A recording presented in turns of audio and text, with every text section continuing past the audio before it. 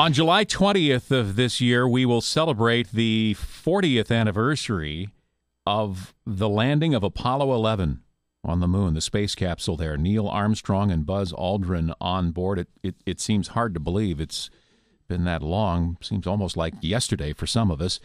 The folks at Kaskaskia College are honoring that and looking ahead to the future by presenting Why Go to the Moon? Apollo and the Many Faces of Lunar Exploration. The fellow who's going to be presenting this program is Dr. Roger Launius. He's the curator at the National Air and Space Museum in Washington, D.C., one of the finest museums this country has to offer. That's a personal opinion, but it's not wrong. Doctor, thanks very much for joining us this morning. It's my pleasure. Thanks for having me. Well, a lot of conversation. The previous administration saying we should go back to the moon for any number of reasons.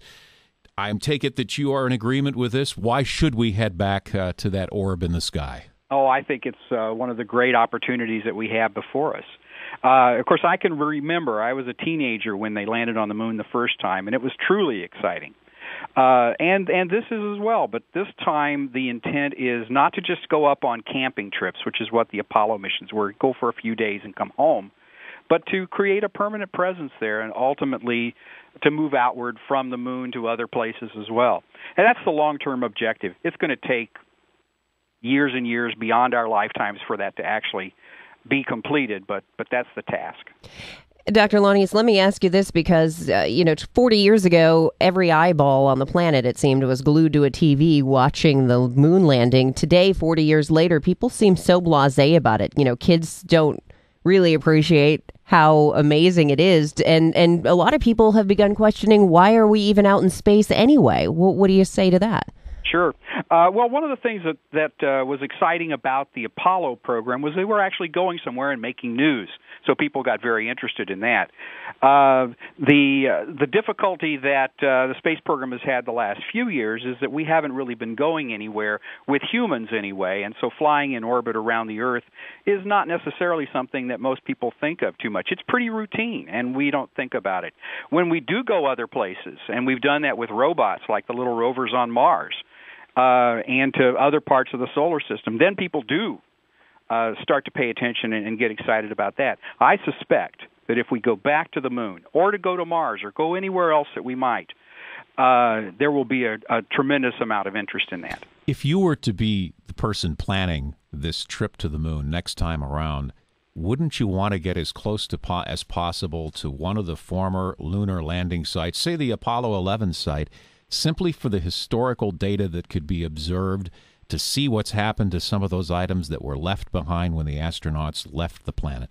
Oh, sure. That's clearly something that would be very attractive, and it's my suspicion that at some point in time we will be visiting that again. In fact, I have already volunteered to NASA to be the curator on site at Tranquility Base. I'll be glad to put up the ropes and stanchions around the historic site there and maintain it for all the visitors who are going to be coming.